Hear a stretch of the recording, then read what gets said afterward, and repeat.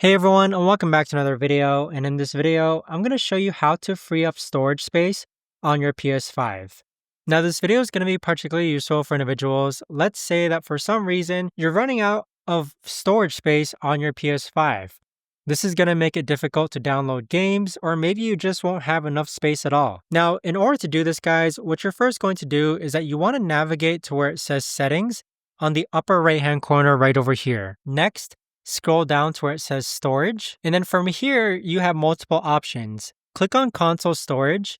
And then the first thing that we're going to do is that we're going to click on games and apps. Now, by default, the PS5 automatically sorts your games and apps by least used. So what this means is that for The Quarry, for example, I last played this in 2023, but it takes up 45 gigabytes of space. So this was my least used app. The next game is Ikai.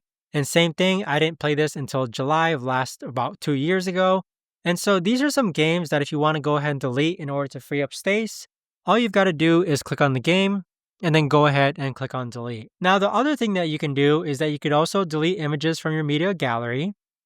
And then the last thing that you can do is that you can go into save data and then select the game save data that you want to check. So we'll check out PS5 game save data. And then from here, you can select the game whose saved data you want to go ahead and delete. Now, I must admit that deleting actual apps and games does free up a lot more space as compared to just deleting your saved data.